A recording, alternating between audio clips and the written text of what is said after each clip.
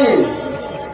বাংলাদেশ জামায়াতে ইসলামী ঠাকুরগাঁও জেলা শাখা কর্তৃক আয়োজিত আজকের এই ঐতিহাসিক কর্মী সমাবেশে সম্মানিত সভাপতি, ঠাকুরগাঁও জেলা শাখার সম্মানিত আমির জনাব অধ্যাপক বেলাল উদ্দিন প্রধান, আজকের এই কর্মী সমাবেশে সম্মানিত প্রধান অতিথি বাংলাদেশ জামায়াতে ইসলামীর সম্মানিত আমির, বিশ্ববরেণ্য ইসলামী আন্দোলনের সম্মানিত নেতা, প্রাণপ্রিয় নেতা জনাব ডক্টর শফিকুর রহমান, সম্মানিত কেন্দ্রীয়, অঞ্চল, জেলা, উপজেলা এবং সর্বস্তরের সম্মানিত নেতৃবর্গ, আসসালামু আলাইকুম ওয়া রাহমাতুল্লাহ।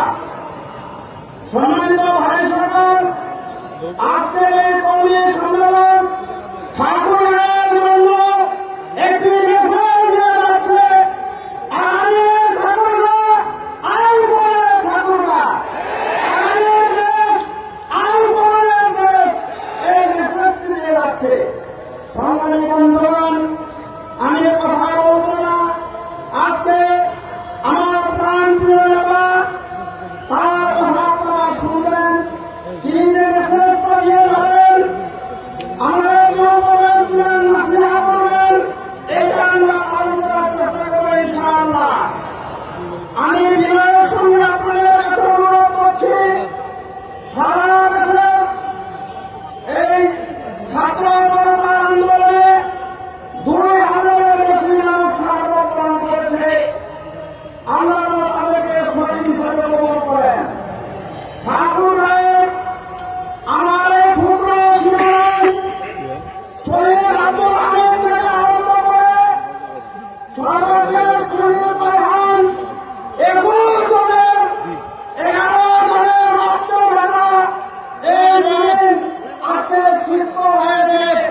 ইসলামের জন্য এটি উর্বর ভূমিতে পরিণত হয়েছে। এই সর্বশেষে ফ্যাসিস্ট আওয়ামী লীগ সরকার আমাকে 35টি মামলা দিয়েছে।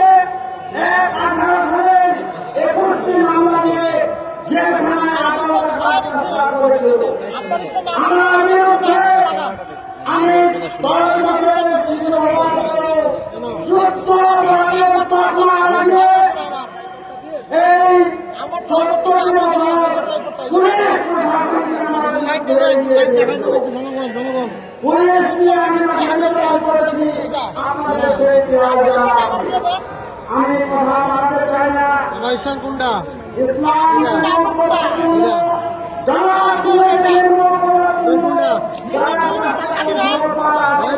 হয়েছে। ইসলামী আন্দোলন ছিল, আছে এবং সামনের দিনেও থাকবে ইনশাআল্লাহ। এর শিকড়কে উপরে ফেলতে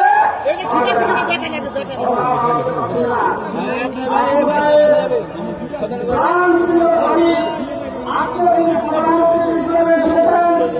তিনি সরকারের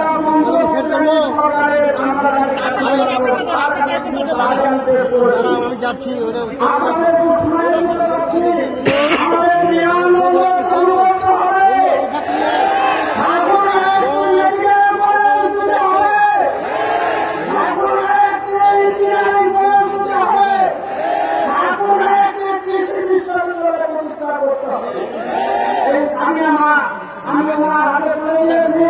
আমি আশা করছি এবং বলেছি, আপনি ক্ষমতা যাবেন যাবেন না সেটা বলার কথা, কিন্তু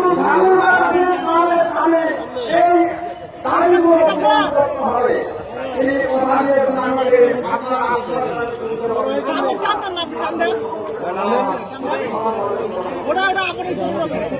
পারেন।